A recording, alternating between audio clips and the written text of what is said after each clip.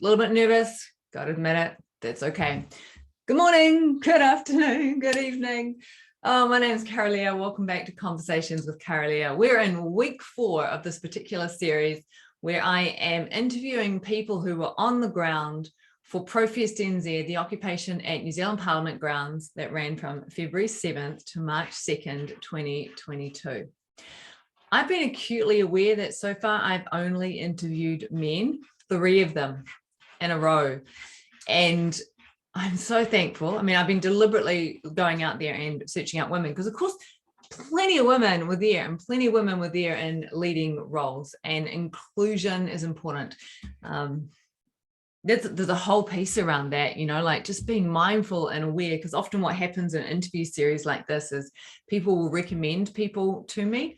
There's like a breadcrumb trail and I'm like, yeah, this is good. These are great people, but they're all men. So I had to kind of deliberately go out and say, I need women, people, like start recommending the women to me.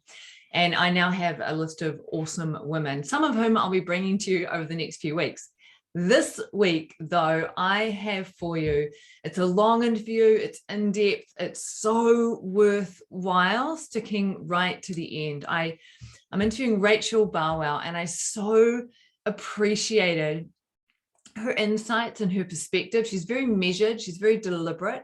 She's obviously thought very deeply about all the things that we explored, looking at vaccination, looking at mandates, looking at democracy, looking at the process of engaging and of engagement of communication. So let me tell you a little bit more about Rachel. Rachel is an adult education and literacy expert, focuses on climate action in New Zealand and climate leadership transformation in Zambia. She recently co-designed a highly successful climate leadership summit. She's a 21-year veteran of transformational education and leadership initiatives. She's worked in corporate, Indigenous, academic, and prison environments in Australia and New Zealand. So she holds a postgraduate diploma in adult literacy education. Rachel knows her stuff. You know, she's been out there in the community. She's engaged with people from all different walks of life, and it's just a delight to have her on the show this week. So what I invite you to do is to listen with your whole body, listen with your heart, and be really curious and inquiring. Like, notice what might come up in you as you're listening to the interview. And really feel the heart of this woman and what her experience was like at ProFestNZ. All right, let's go over and see what Rachel has to say. All right, so welcome to Conversations with Kara-Leah. This particular series, as I mentioned in the intro, we're focusing on the occupation at Parliament that ran from February 7th until March 2nd, 2022.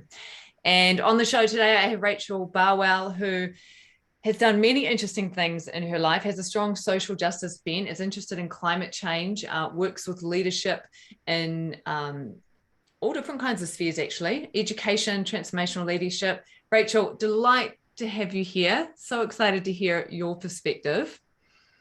Well, thank you for the opportunity of talking. Yeah. Let's just start at the beginning, because you've watched the other interviews, so you kind of know the format that I take. Yes. First of all, how would you describe what you do now in terms of where you're at in your involvement with community or with work or social justice, etc.? Yeah, so I work in dyslexia education. That's, if you like, my day work, and helping people who struggle with reading and writing and understanding text to be able to do it with ease. And so I work with a lot of really brilliant but neurodiverse people. And then I've been involved with climate action advocacy here in Kāpiti, and a little bit nationally, like, you know, petitioning government on these things over the last 3 or 4 years.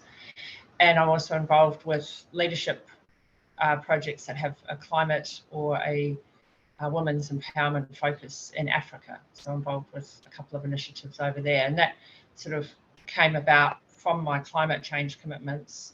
And we can see that, you know, Africa is probably at the pointy end of the impacts, and already seeing it, you know, lots of countries now, their environments are changing because of the changing climate, and so trying to find ways to support them to shift what they're doing, but also build resilience for, you know, a world that is changing quite rapidly. There, probably more so than we see here in New Zealand.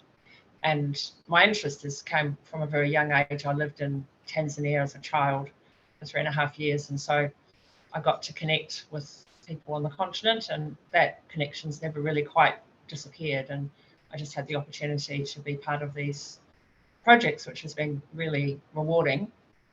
And it's really only the last six or so months really that I've got involved with activities here, and I live in Kāpiti, and with groups of people who had a different view, if you like, with what was happening with the mandates in particular.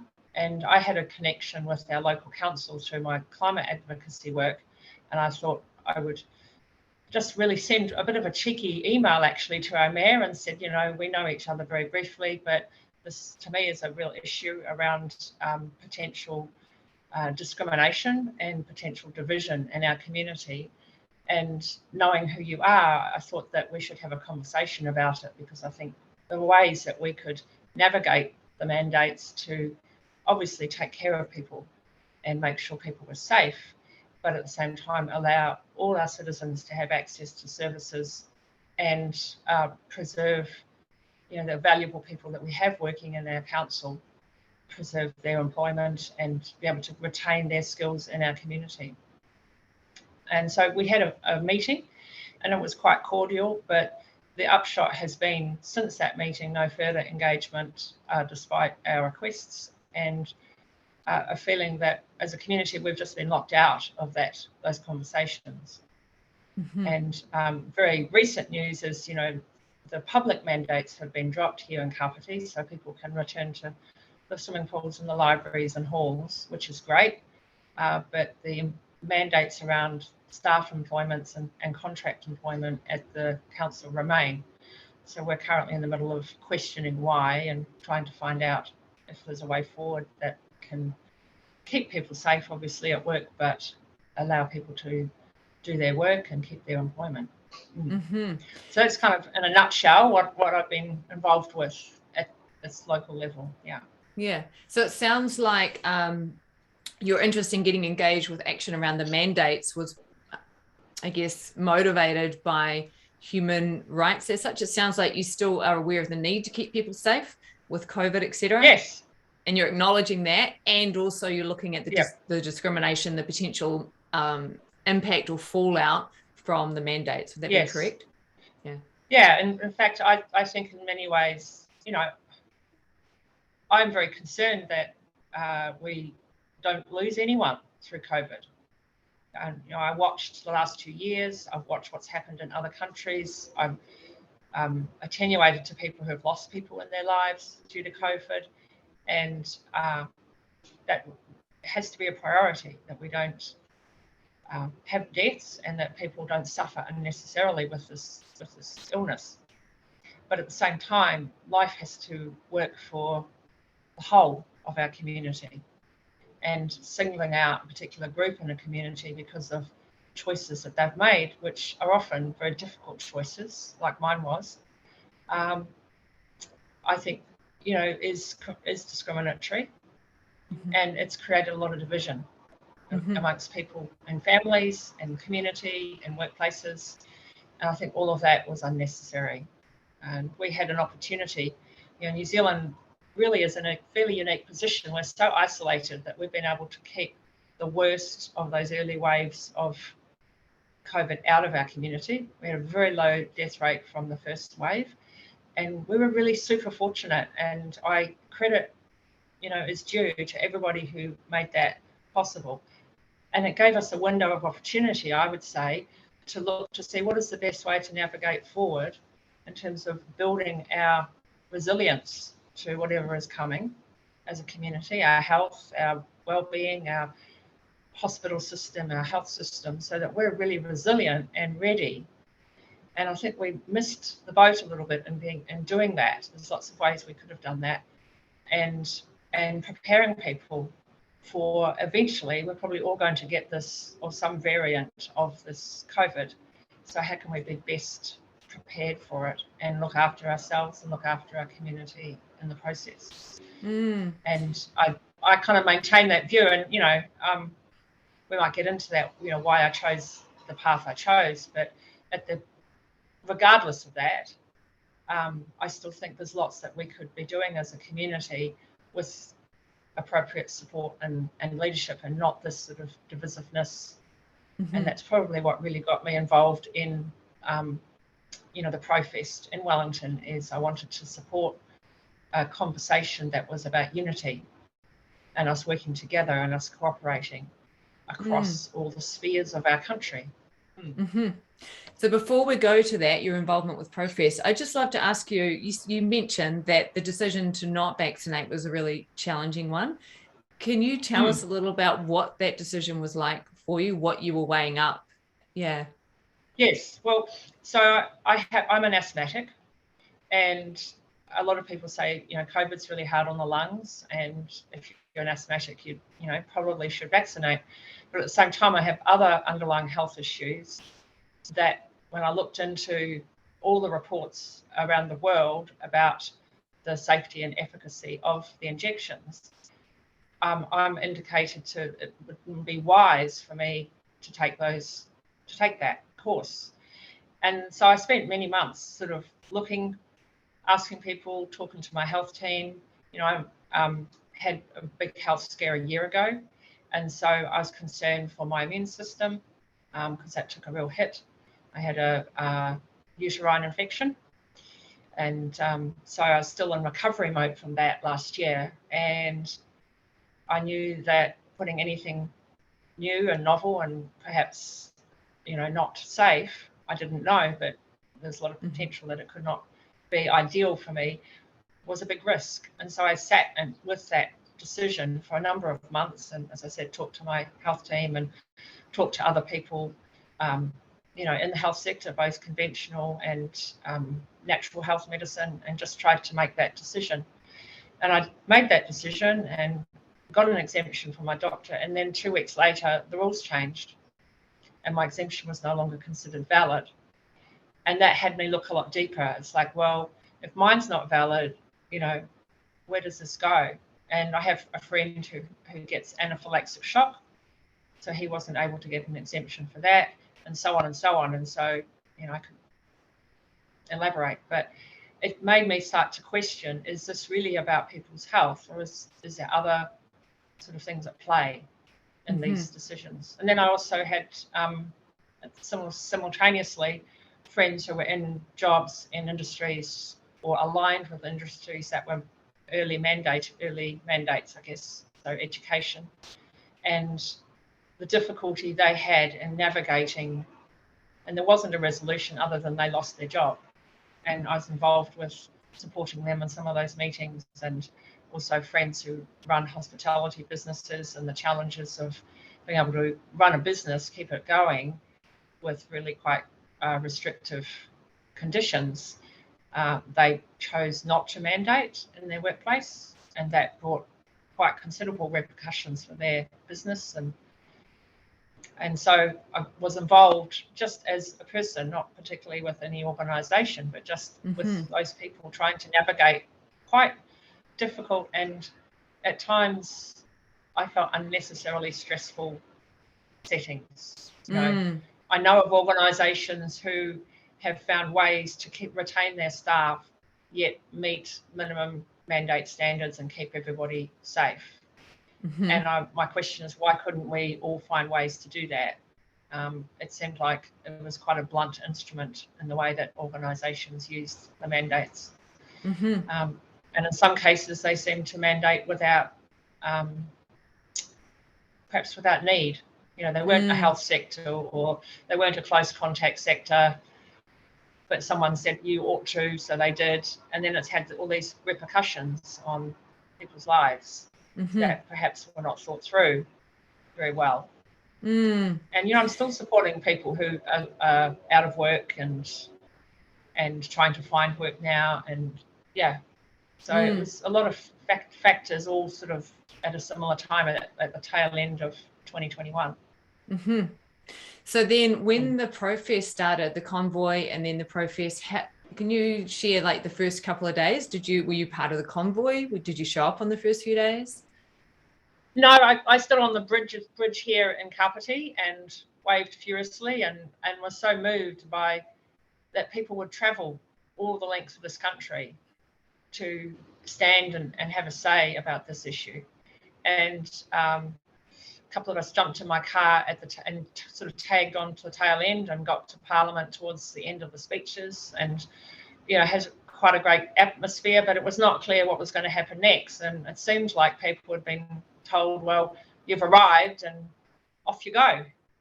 The messaging wasn't really clear what was going to happen next, but obviously people had come prepared to stay for some time anyway.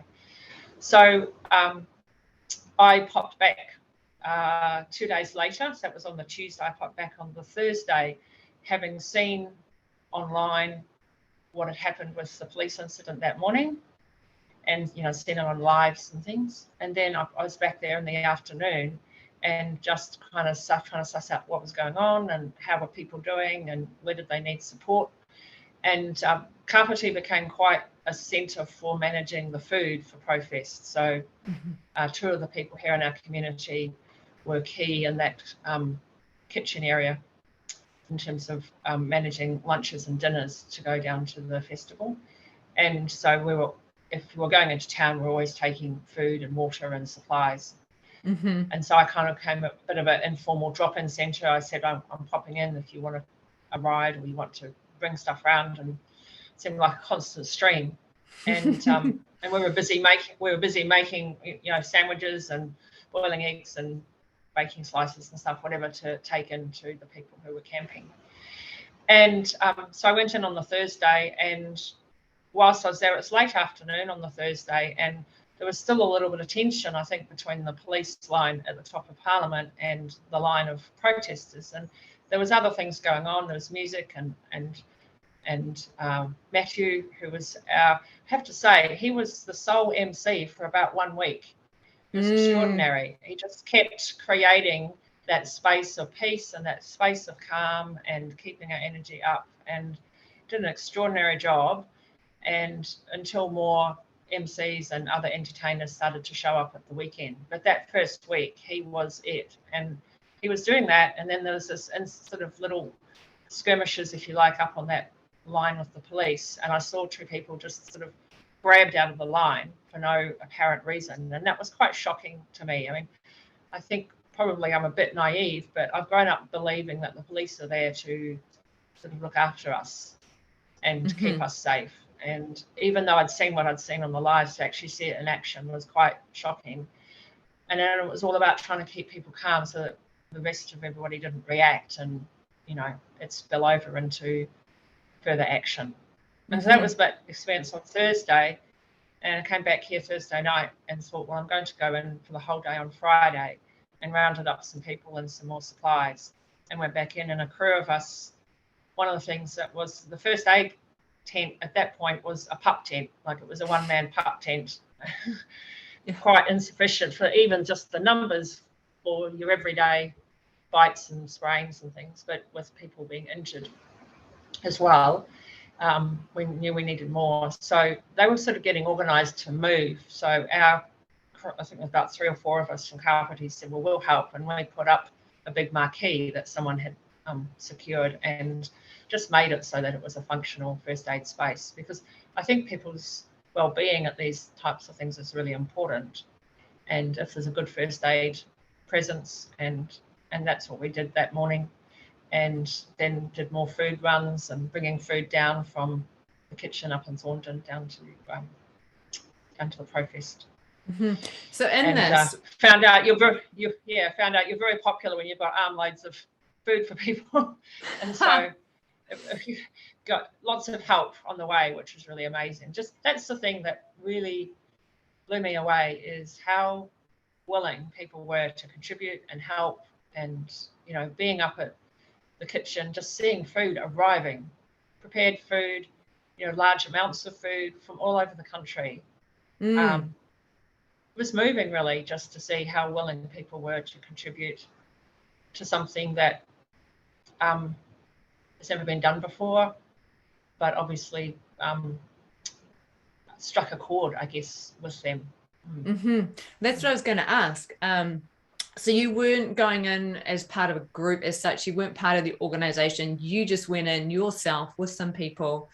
And so were you being told what to do, or did you just see a need and respond to it? Like, was it an organic emergence of things, or? It was very organic. So I am part of some local groups here in Kāpiti, but no one was saying, they'd say, we need this, we need that, but it wasn't directive. It was really up to people what they wanted to volunteer. And so it was, being on the ground at ProFest, it was very organic. And I wasn't there, I didn't stay over, so it's hard to really tell what the structures were. But as someone walking in with something to do or wanting to do something, there was plenty of opportunities, and it was just a matter of deciding where you wanted to get involved. And because I was always bringing food in from out here, that was the natural sort of place to get involved.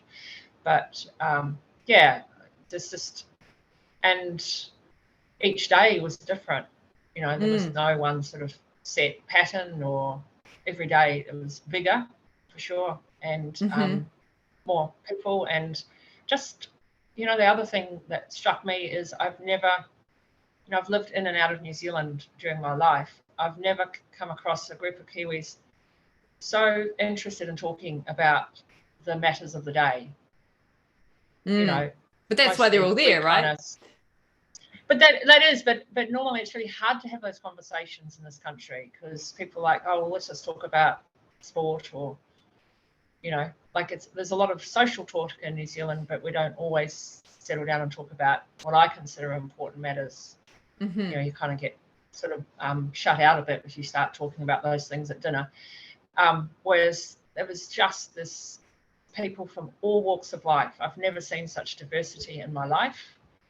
Of different people and different backgrounds and different commitments, all sort of sitting around talking about really, really important stuff, like our health and our future and how we want to live and how we want to operate, as communities. And it was very stimulating, and I can see why people just came and didn't go home, because it was such a attractive place to be. So tell me more about that, it being an attractive place to be. How did it feel for you going in, contributing, having these conversations with other people? How did it make you feel? I felt like I actually belonged, and as someone who's lived in and out of New Zealand, that's quite an important thing to me. I actually felt I didn't matter what I was doing, that I could make a contribution, whether it was small or large, and that was valued, and that everybody else was making a contribution. Whether someone got up and sang a song, or someone walked around with a plate full of biscuits, or was running water to people who needed it, or providing first aid, or chanting. The Hare Krishnas were there at one of the gates every day, chanting and singing and providing beautiful food. And people doing healing work and mirimiri and wongawa, and everyone just got to kind of contribute their special talent or their special, knowledge. And that was extraordinary to experience that. And that people were really free. Like, there was no one people were just able to be themselves, whether they were just sitting there watching everybody, or dancing, or walking around, or doing something, practical. People just being themselves. And I find that's really interesting to see in a country where I think we're a little bit self-conscious, and we sort of sit there with our arms folded and our legs folded and all this sort of stuff. But people were just incredibly free in their being. And I think free to speak. One of the things that I've found quite difficult in the last 6 to 9 months is being able to speak about these issues to anyone. There's a lot of walls that go up quite quickly, and defences, and difficult conversations with people that I've known most of my life. And so to be in an environment where you could just speak freely and people weren't going to shout you down or shut you down was quite liberating, really. And just the freedom to be, you know, we weren't all anxiously walking around, you know, worried. So one thing I'm curious about is, particularly at the beginning of the protest, there were quite a lot of violent signs and or messages. You know, it was like the gallows were there and hang Jacinda and war crime. Like it was pretty full on. There was a measure of violence and intensity, particularly those first 2, 3, 4 days. Did you witness that? Did you see that? How did that make you feel? How did you reconcile that?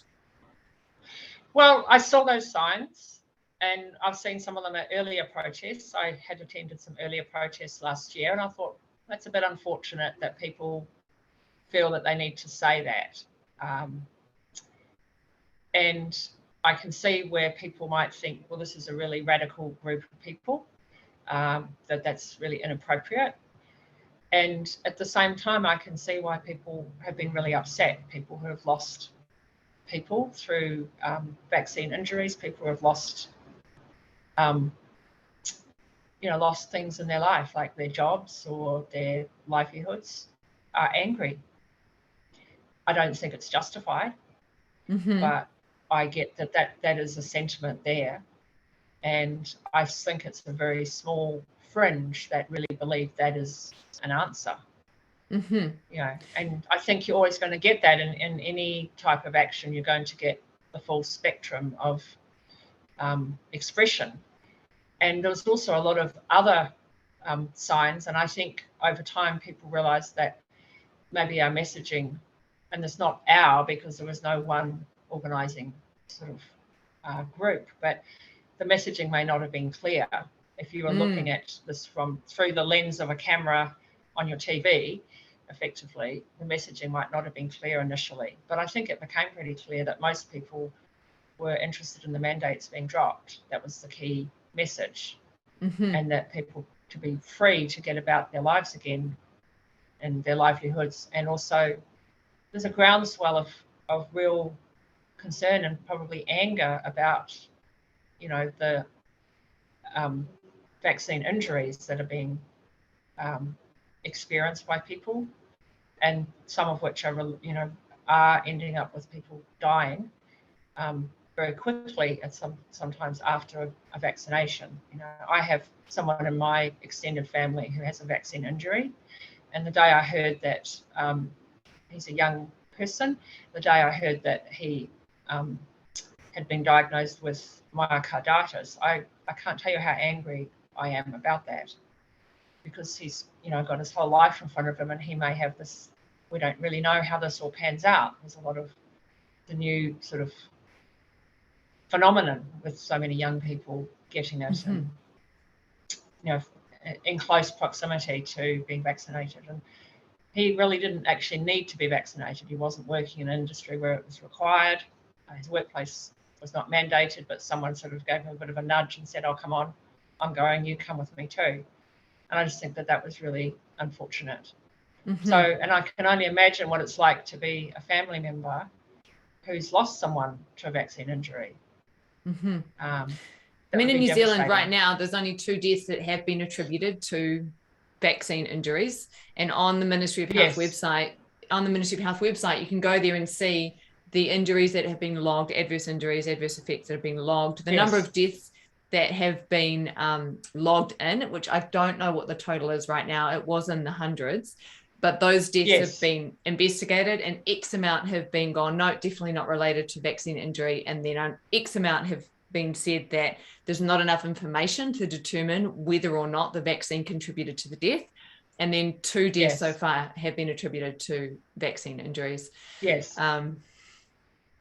So there is that data, and then I guess there are other organisations that have been collecting testimony from families who've had people that they believe passed away due to their vaccination. And so you're always going to have these 2 worlds, aren't you, of what's the official data and what people's personal journeys and experiences are. And I think at some point there'll be a closer correlation between that. And certainly overseas, there's a high level of deaths that are now, being accurately attributed to the vaccine. So, so time it is will tell. Yeah, it is interesting though, because okay, so if someone believes that a family member has died because of the vaccine, the emotional impact of that is exactly the same as if the person had definitely died of the vaccine injury. Do you see what I'm saying? Is that it doesn't actually matter. It doesn't matter whether it's true or not. The emotional impact is the emotional impact. Yes.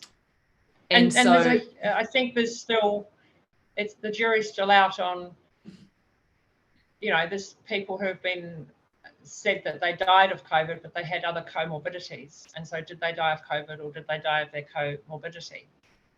Yeah, well, at the moment, the way that deaths are tracked, it's people who died with COVID, and it's not.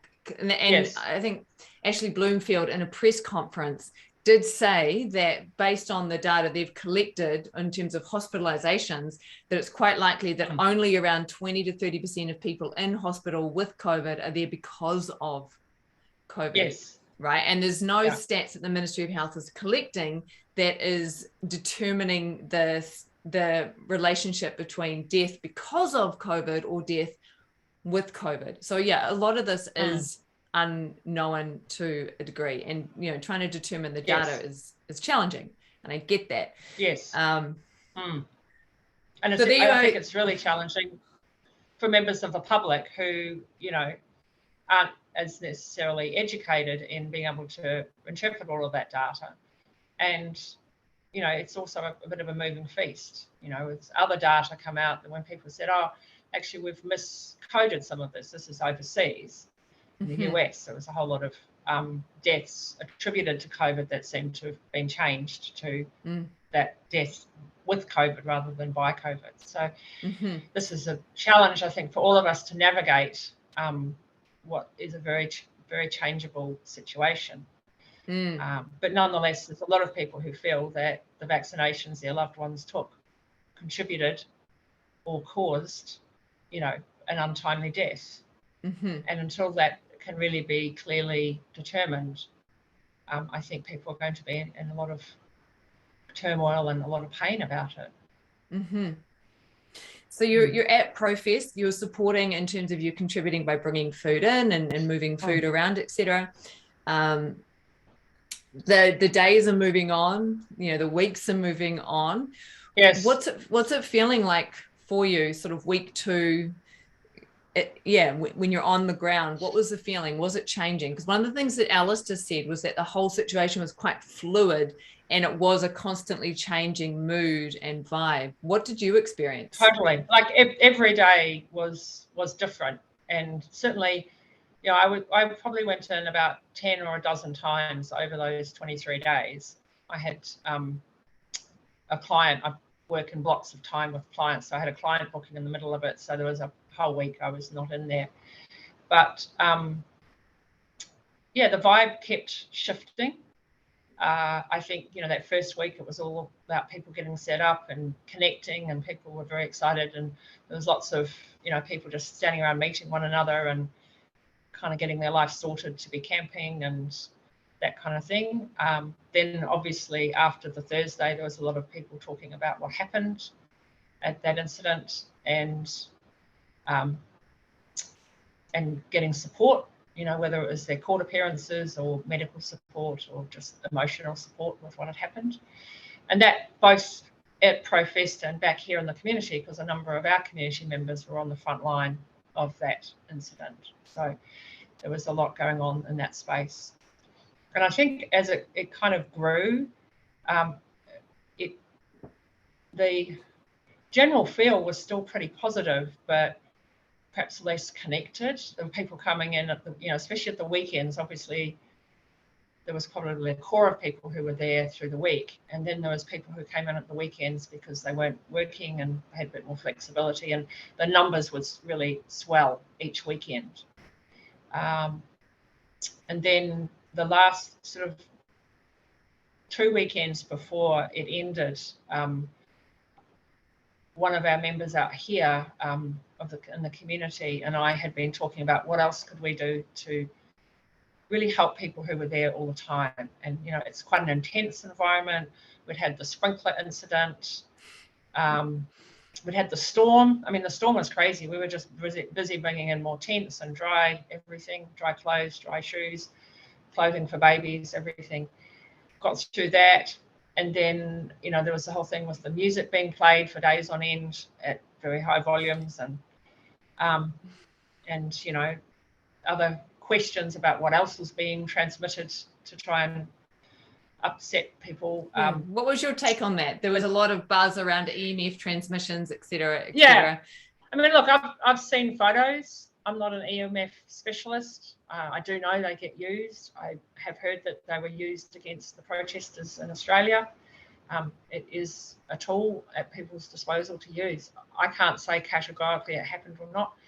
I came out, particularly in those latter 2 weeks, feeling a little fried sometimes from being at ProFest, and particularly the last day that I was there, which was the 2 Saturdays before March the 2nd. So I'd been talking with a colleague who's in the health profession here about what could we do to support people, and we thought about we could run some free yoga sessions, we could run some breath work. He does postural work. I do work with people's brains.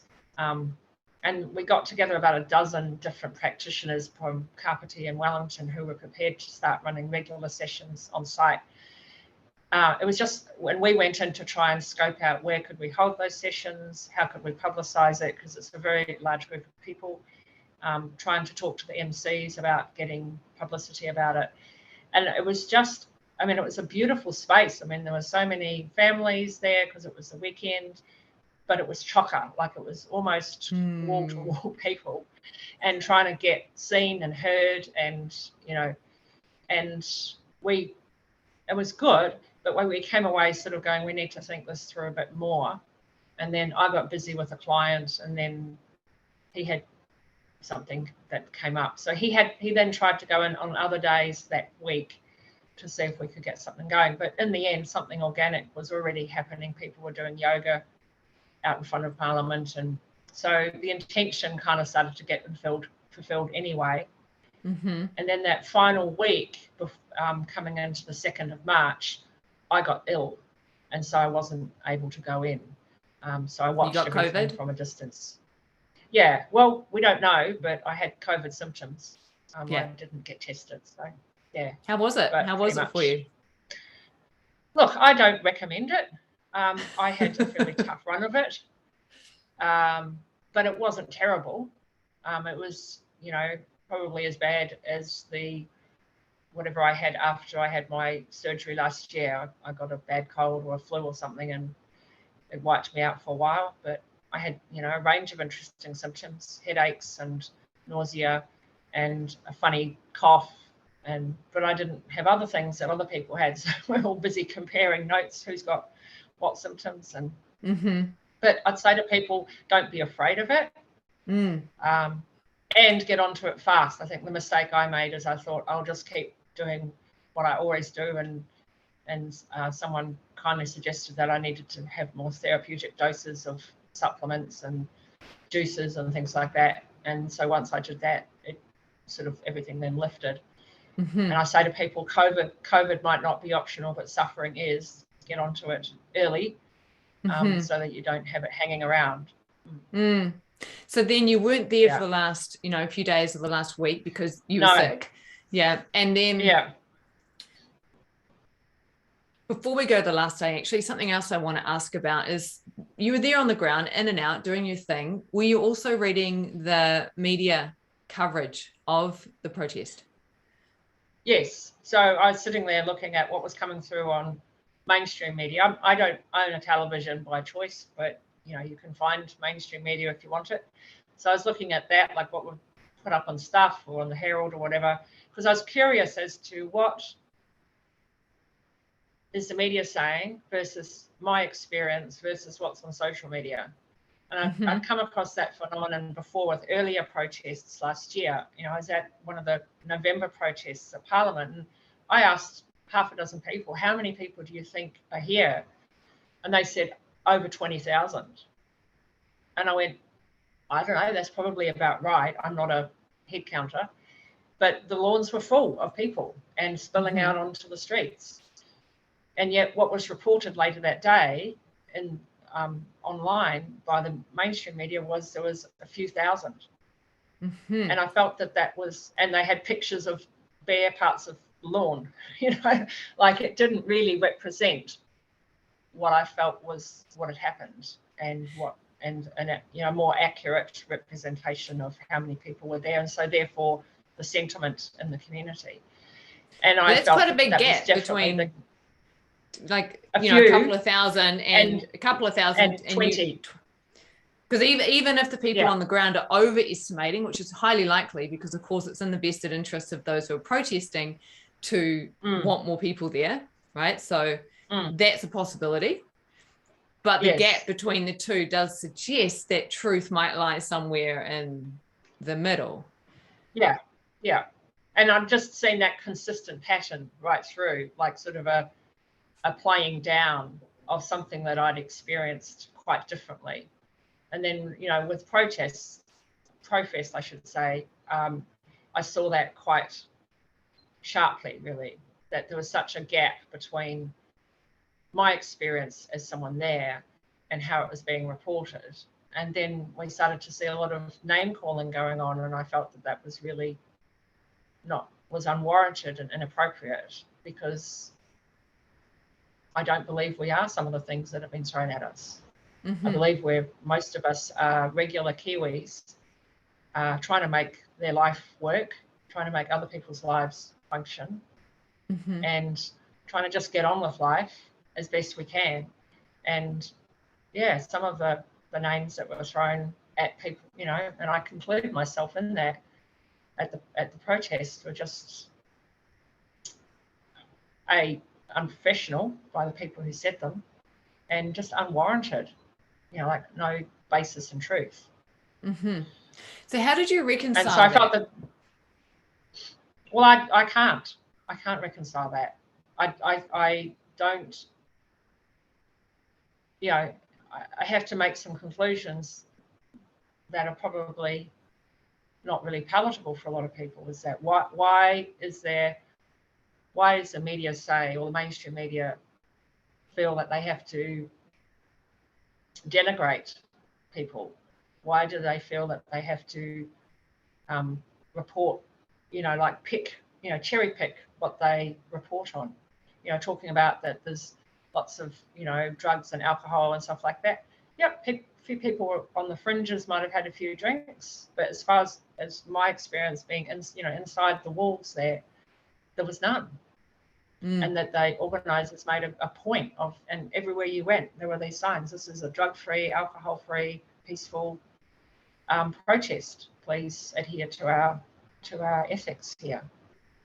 And I think, from what I've heard, you know, from people who were on security detail, that they made an effort to move on people who were on those very, you know, on the outside and the perimeter, move on anyone who was being antisocial. Because it's not really what we're about. It's not. One of the things that Alistair talked about last week was that he spoke to the difference of what was happening in the inner sanctum and what was happening on the perimeter, and said he saw bullshit, abuse, whatever happening on the perimeter, and he saw the cleanliness of what was happening on the inside. And so what he was saying was the media was reporting on what was happening on the perimeter rather than what was happening on the inside, partly because the media were getting abused and were not being allowed in necessarily to the ProFest. Does that feel like a possibility as to why the media reported what they did compared to what you, because you're on the inside, right? Media's on the outside looking in, and they're seeing the perimeter. Is it possible that that was why what got reported?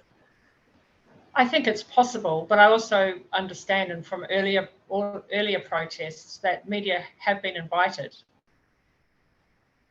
numerous times to engage, and then they haven't. And I have to say that as the protests progressed and some media decided to engage, I thought that that was a really great thing.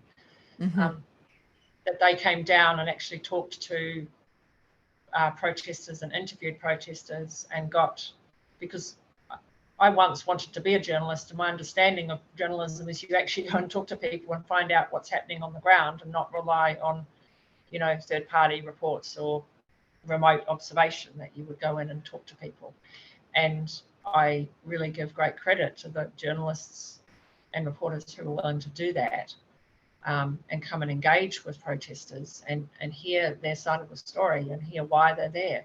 And some of those reports I thought were really balanced, that they still talked about different things, but they were willing to, I guess, be in it and understand it a little better. And I have to say that shift, I think, is one of the really great outcomes from the protest, is that more mainstream media are looking at things from multiple perspectives and looking a little bit more closely at things and being willing to consider that there's other points of view in our country and that people, and allow people to actually speak. I think it's one of the challenges that we had up until ProFest, is no matter what we tried, a lot of us weren't being heard. My experience with our local council, other people with, letters to members of parliament and the Prime Minister and anybody really that we felt we could write to, generally were not really, we didn't feel adequately listened to, would be a polite way of putting it. Yeah. And what impact do you think that has on a group of people, or on you, if you want to make it personal, of not feeling listened to, not feeling heard by your political representatives? How did that make you feel? How did that make the people around you feel? I found it really frustrating and really upsetting. I believe I've grown up in a country where you can petition your representatives on matters that are important. I can't tell you how many submissions I've written in my life on all sorts of different things. I've worked in government. I worked in government for 10 years. And there's a process that allows people to engage with government and suggest better ways of doing things, or point out where things are really not working. And I feel that those processes have either stopped working altogether, or certainly have become like a charade, I guess. Yeah. I wrote a letter yesterday to our mayor, and it just was bypassed completely and was sent through to the Official Information Act team at the council. So there's no direct engagement anymore. And that seems to be a pattern across all levels of government now. And I think that that's a great loss. I think our democratic structures are being curtailed. So in the past, when you made submissions, when you reached out, when you talked to government representatives, were you heard? Were you listened to? Did people engage with you? Yes, I mean, I've done a lot of that through the climate change activism I've done, and I've always been welcomed, had my submissions acknowledged, welcome to come to select committees. I've presented at select committees. Same here with our local council. Our ideas have been listened to, our ideas have been taken on board, and some of them you eventually see in policy changes or, changes to long-term plans and initiatives. We've now got an initiative happening around the country that we were, going on about 2 years ago, but it's now happening. And so you feel as a citizen that you are being listened to, and that there is a will to do things better for the benefit of the community. And I have not had that experience over the mandates or the whole COVID response really, but particularly around the mandates. I felt that there was no room to be heard. There's no room for compromise and negotiation and finding ways that would work for everybody. And so you have to start asking yourself what else is going on that that change has happened. Mm-hmm. I mean, I think if I'd been hitting a brick wall all my life, it would be different. Yeah, that's what I'm curious about, right? Because you've got that experience and then you're seeing a shift in the pattern as such. And particularly because it sounds like when you were reaching out to representatives about the mandates, that you were acknowledging the need to keep communities and people safe. You're acknowledging that perhaps the mandates might have been useful in certain circumstances, and you were concerned, though, mostly about how to mitigate the potential fallout of the mandates and work skillfully with people. To me, it sounds pretty reasonable. But you still weren't listened to, didn't get to talk to anyone, nobody got back to you. Well, I met with the mayor on the back of my email to him back in November. He didn't want to meet with a group of us at that point, but I think he felt after talking to me that was a possibility. And so we were hopeful that we would have a community meeting with him, a small group. He said 4 or 5 people, and we were all willing to come in before Christmas, over the holidays, whatever worked for him. And then that all changed in early January, and the communication really stopped. And so we felt really thwarted by that, because many of us have a good relationship with him. You know, he's someone that often comes and has a cup of tea with people, and you know, he's quite a, what's the right word, gregarious person, and engages with people. You know, he has that kind of way of operating, and so many of us know him quite well. And it was, I think, distressing for many people in the community who've worked with him for many, many years to then feel that the walls or the doors really got closed. And now the only way he really communicates is through the press, or through, you know, public statements. So what I'm curious about, that's really frustrating. Yeah, so this is happening. There's the pattern that you're observing, etc., not being able to engage, etc. The way that you make sense of it is what I'm curious about. What do you start to think is happening that's causing this? Like, how do you navigate that territory? Well, I have to ask myself, what is the intent behind some of these policies if it's not to keep everybody safe? Because now, you know, the current situation we're dealing with here is other councils around the country have dropped either completely their mandates or most of their mandates, and certainly a number of councils have dropped their employment mandates. Some of them overnight, like Auckland had indicated that they would keep their mandates in place till June, and then next minute they've dropped them. Gone. Yeah. And I still don't know what the source of that is, and I'll probably find out sometime this week. But that our council is now kind of holding a line about they're not going to review their employment mandates till June, and they're going to continue down the path of termination arrangements with people. And in the face of, there's now government advice out there, central government advice to organisations to perhaps pause those conversations, you know, until things become clearer. And so I can't speak on behalf of the council. I don't know what their thinking is. But what does it make you come out quite clearly?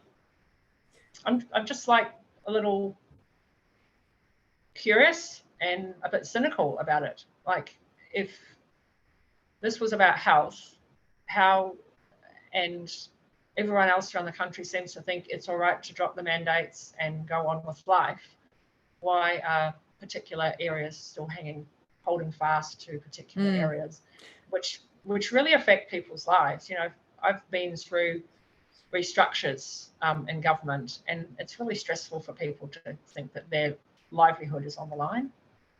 And for, you know, a group of people to be going through that in our community, and there seems to be no reasonable resolution of it other than they're going to lose their jobs in the next week or month or 2 months.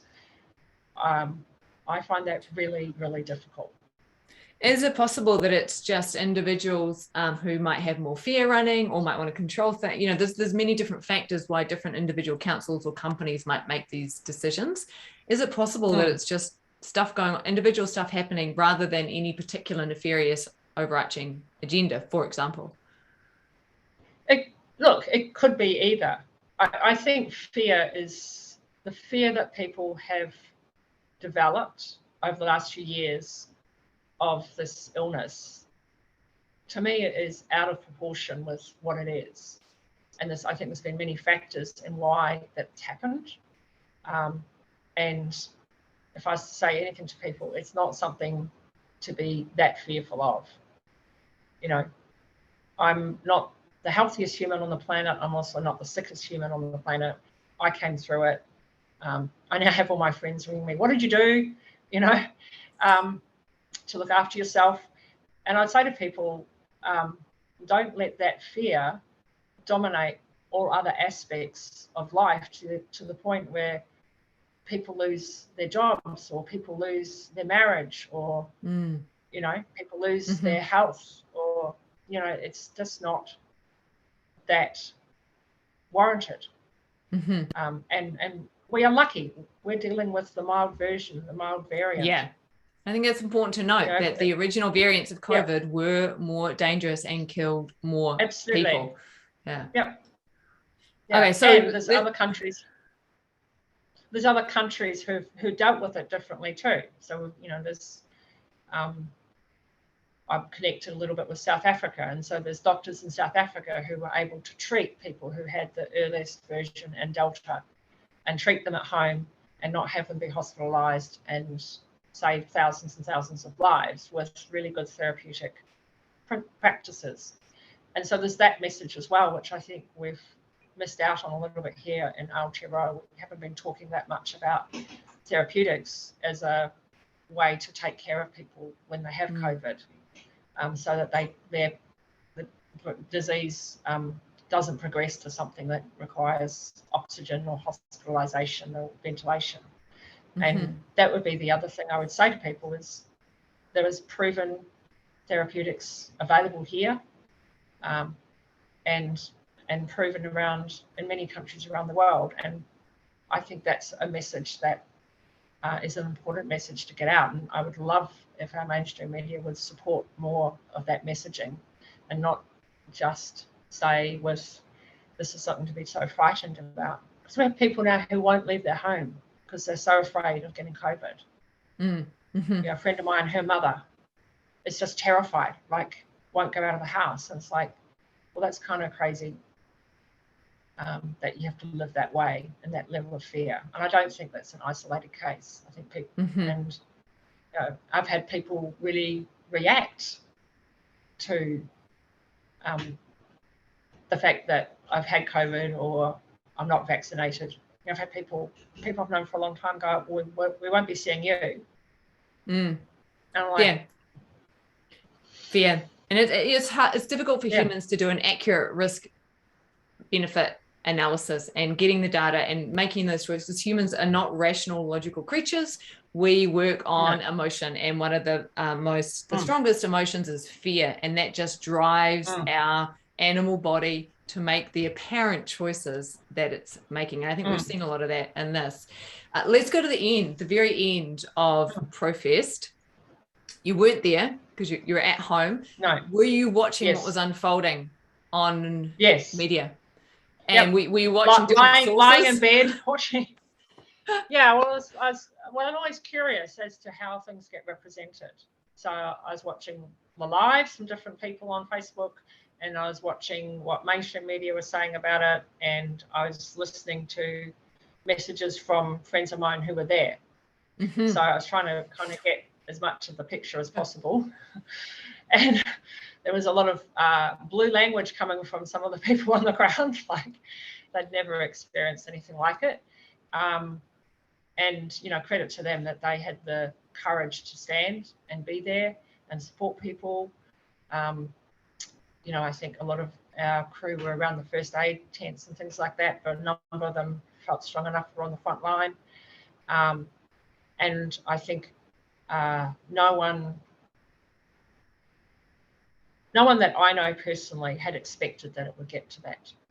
And I hadn't expected that it would end that way. And even though this is what I'm curious about, when they're like, you didn't expect, you didn't expect that at some point the cops or the government would just be, all right, enough, we're doing whatever it takes to clear you guys off the lawn?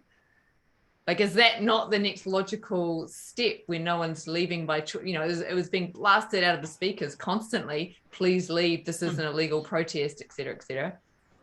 That's what makes me curious, that you didn't expect the cops to take the action they did. I didn't expect that there would be the level of violence that I saw from the police. I thought that, given I knew that there were some conversations happening between the police and the protesters, and I know Voice was involved in sort of connecting all of that together, that I'm a bit of a hopeful person. I was hopeful that there would be some resolution, and it might have been that there was like a time frame given and people could leave with their pride or their mana intact, or that there would have been some other opening through communication with the police, because I understood that that was happening. So when I heard that, I went, oh, there's a chance that this could end well, or at least end in a neutral way rather than an end with violence. And I don't believe the violence that occurred was warranted. I didn't think the violent event on the first Thursday was warranted. So to then see what happened on the second, it was really devastating. And you know, I'm old enough to remember the Springbok protests and some of the other Greenpeace protests where, it's been a bit testy with police. This was at another level as far as I was concerned. And, you know, I've watched protest action all around the world the last 2 years as well.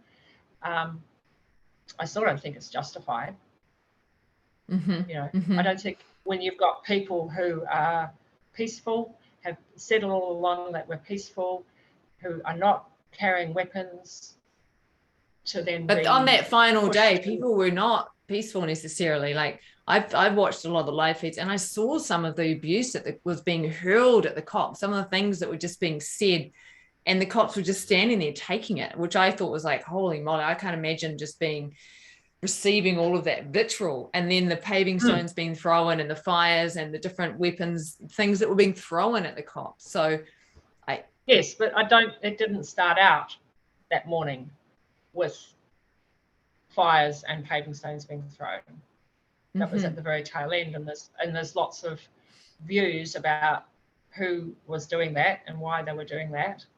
And I don't know that we're resolved about that yet. A lot of people are busy watching a lot of footage trying to figure out. I mean, there were people there that people said they'd never seen before that day. So Alistair spoke to that as well, saying he saw people coming in that were just coming in wanting to have a go at the cops, not planted by the cops or anything, but just like opportunists, like opportunists. And so, I mean, of all the protesters I know, and I didn't know all of them clearly, but who would go around burning their own tents? Do you know? Like, there's no sort of, it just didn't stack up to me. Yeah. And it looked like they were obviously deliberately lit. They weren't just opportunistic. You know, someone kicked something over and a fire started. It was, you know, there's footage I've seen of people going into tents and setting fires. So I'm not saying people didn't do that. Who were those people? Were they the protesters? Were they other elements that came in? That's still, I guess, to be determined. But, you know, at 6 a.m, when the police were starting to come in, everything I saw was not at least physically violent. Yes, I think people say a lot of stuff in the heat of the moment. But that, I don't think that was justified to then start really pushing on people and the kind of, you know, violent arrests and movement of people that we saw. So how did it make you feel? You know, just really, really sad that something that had been done in, I think, as good a spirit of peace as possible was so quickly just destroyed. I felt sad for the police. I don't think this has been a good few months for the police reputation. I feel very sorry. I mean, I've known police people in my life. You know, I worked at corrections for 10 years. I know or 8.5 years, I should say, I know that they're hard jobs that people do. You know, I think it's a really hard thing to walk that line between looking after the community and ensuring that we have a peaceful community. So, but I think they'd be hard days for people in the police force, particularly people who've been around for a while and perhaps haven't seen that kind of response before.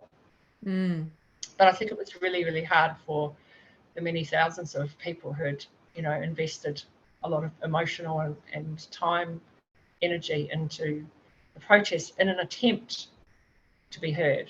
You know, I think everyone came because they had been frustrated and not being heard back home or through their petitioning processes. And I'm really sad for New Zealand because this is now a historic event. You know, it's people will say there was the Springbok Tour protests and then there was ProFest and how it ended. And I am a believer in that you can resolve pretty much anything in communication through talking, and that there wasn't the opportunity to do that, I think is a big loss, a big missing.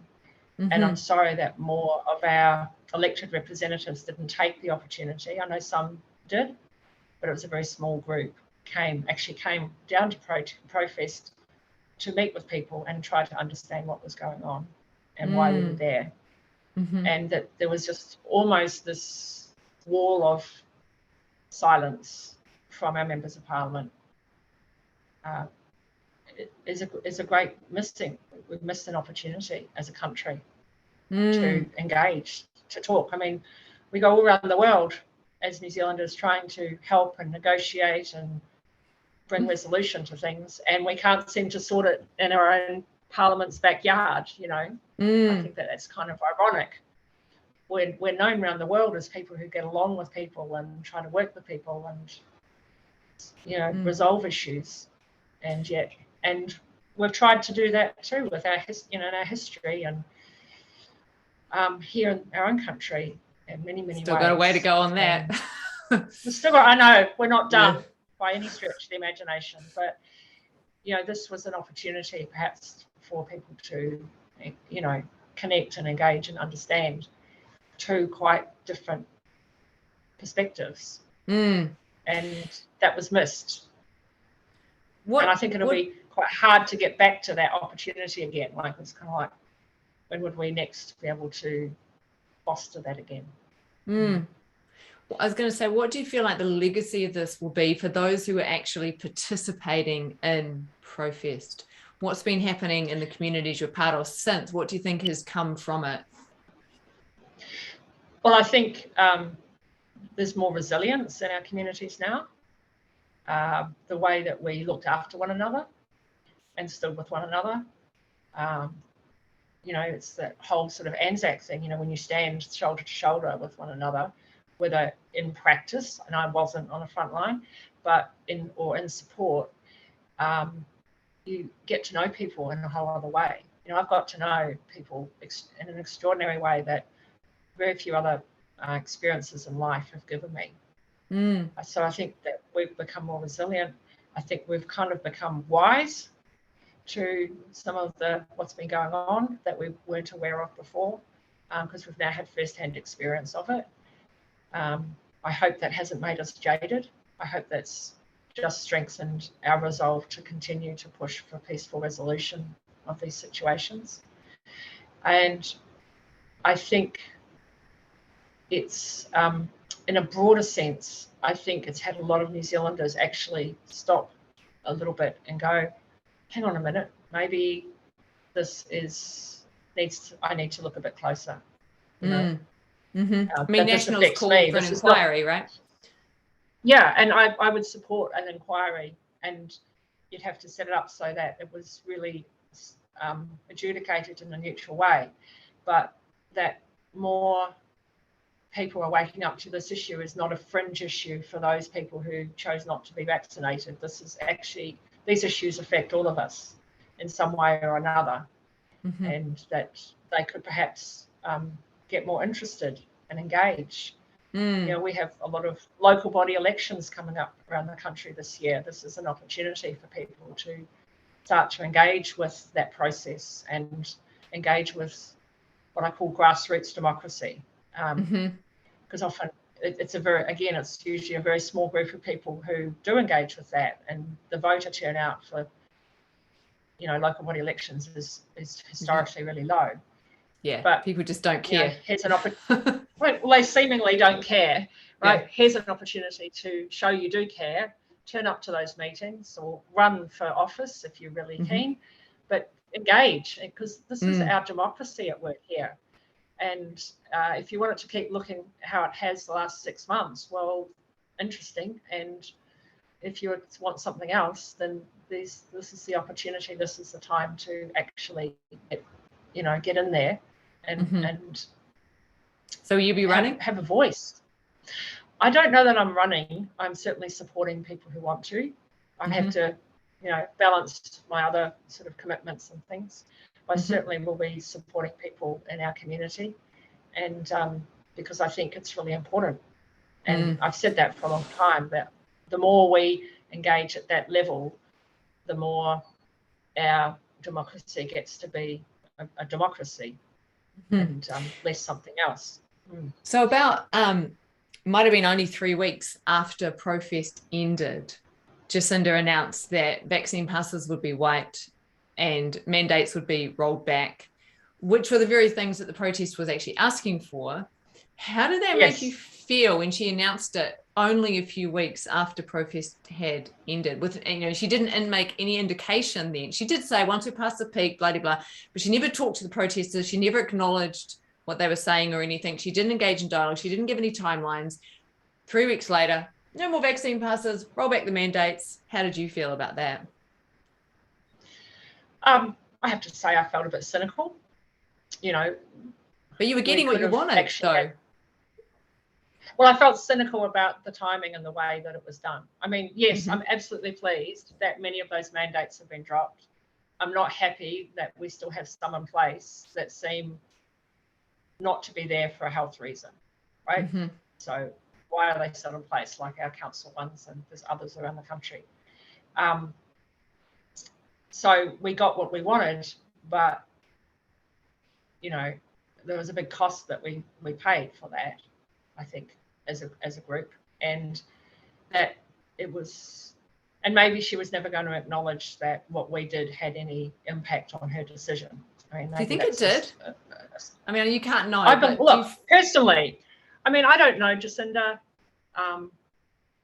and I think she's been characterised in all sorts of interesting ways, but I would hope that it had an influence on her decision to do this earlier rather than push it out for another 3 to 6 months or however long, whatever the plan was.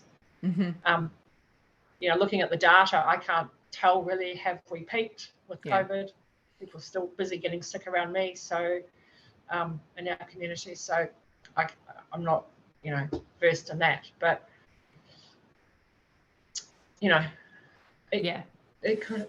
she could have said something a bit earlier to say, look, we get that this is an issue and we are reviewing it, and and provide some kind of timeline for people. So it sounds like for you, Rachel, that this whole thing has really been about communication or lack of communication. And that's been the crux for you in terms of how a democracy operates, how representatives engage with their community, and how we navigate challenging things. Any final words that you want to give to that before we wrap up? Well, I think we're overdue an honest conversation in our country about all of this. We could have had a really honest conversation as a community, as a country, about how are we going to address this. And instead, it feels like a lot of stuff got imposed with no opportunity for debate or question or challenge or working out a better way. And I'm aware of a number of people who've tried to offer alternatives who effectively have been shut down through the media and through other avenues. And I think we've, as a country, have suffered because of that. We've missed opportunities, and people's lives have been really badly impacted by those decisions or those actions. And I think it's time that we could have a really open and honest conversation, and I would support, like an inquiry into what happened and where things didn't connect around the ProFest, and why people in positions of power and influence chose to not engage when people were asking, and I feel asking quite reasonably to engage. Well, except for the death threats and etc. that were being, like Jacinda's receiving a lot of death threats. I mean, a guy's just been prosecuted for just bombarding her with that. So I think it is worth remembering that she probably did fear for her safety, and her security detail was probably like, you cannot go out there and speak to these people because the risk of violence is too high. And I agree that that's a real concern, and it's really sad that people feel that they have to communicate in that way to get a point across. And I can't speak for that person, and I don't condone that behaviour.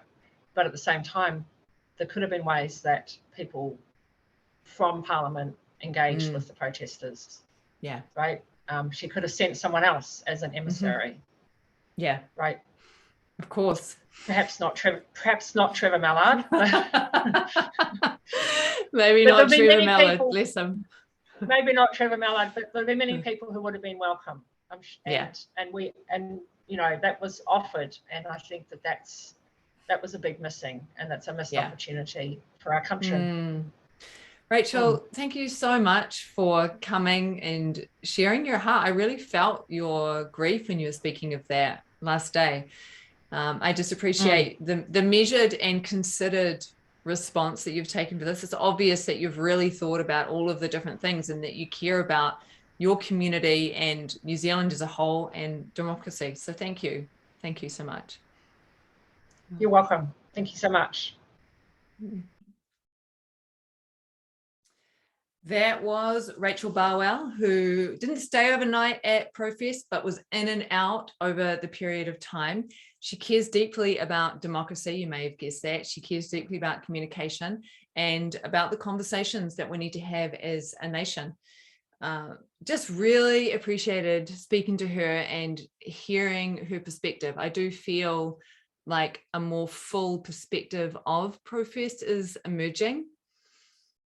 I am leaning in and asking sort of more difficult questions, you could say, and walking that fine line, challenging people on things like, there's no doubt that there was violence and death threats and a lot of vitriol aimed at Jacinda and aimed at the government. And what I notice is that those who were at ProFest tend to minimize that or justify it or, set it over there as such. And I think all of the things have to be acknowledged. All of the things need to be attended to. All of the things need to be addressed. And of course, each one of us will tend to have our own personal biases or agendas depending on what's going on.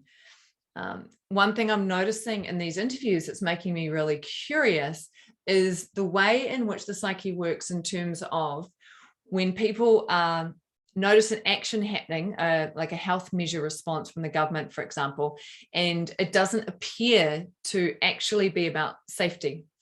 So Rachel, when she was talking about different companies mandating, and she's like going, but that doesn't really necessarily make people materially any more safe, which then makes her go, if it's not for safety, why are they doing it?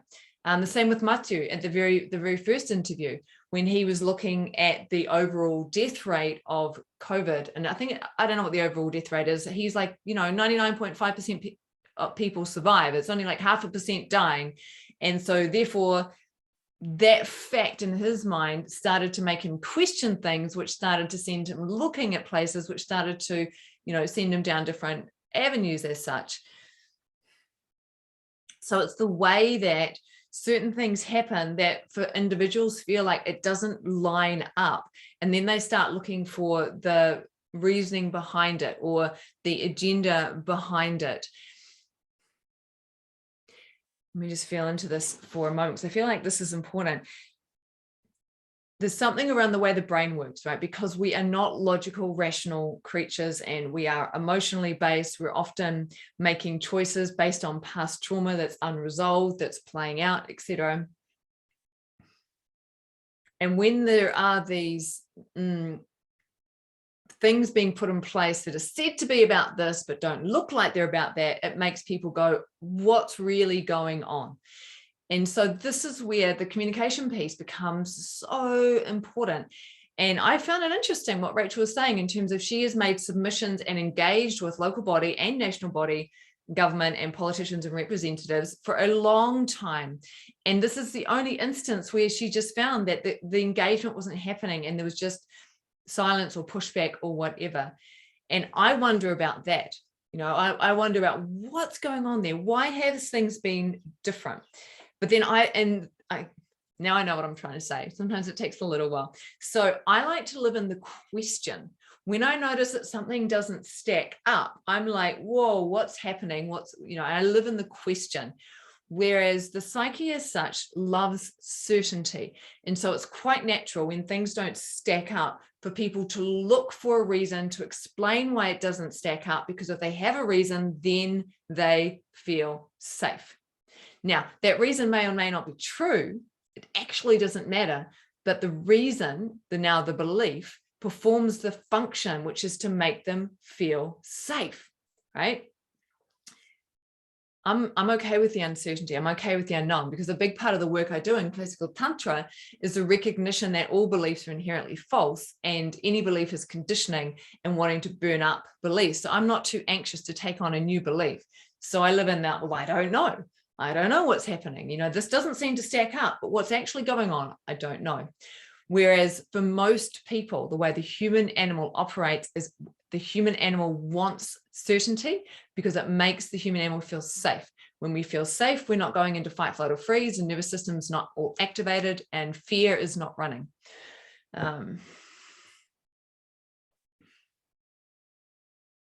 So what I wonder is, for those who are believing things that are being termed disinformation or misinformation, and again, I'm staying in the unknown. I'm like, I don't know for sure if that is misinformation or disinformation. Quite likely, possibly, whatever, I don't know. But the point is that the reason that people are being attracted to and believing things that may not fit the dominant narrative is because for them, the dominant narrative does not stack up. And if the dominant narrative does not stack up, then the need to feel safe means that they have to find something else that does appear to stack up that makes them feel safe. And I think ProFest, in terms of the function that it performed, Rachel said this, she's like, I felt like I belonged, right? This is one of the fundamental needs of human beings, to feel like they belong. And all those people in our country who, for whatever reason, you heard Rachel, it was a very difficult decision. She really contemplated and thought about the decision of whether to vaccinate or not to vaccinate. For those who, for whatever reason, decided not to vaccinate, then were not able to get vaccine passes and potentially were mandated out of jobs, etc., they lost that sense of belonging. All of a sudden, there's a sense of being ostracized from society. And that sets in place all different kinds of things. So ProFest coming in the way that it did brought together a lot of people who felt like they didn't belong, and all of a sudden they're finding belonging again. All right, many things to feel into, many things to inquire. I'm going to be back next week with another interview.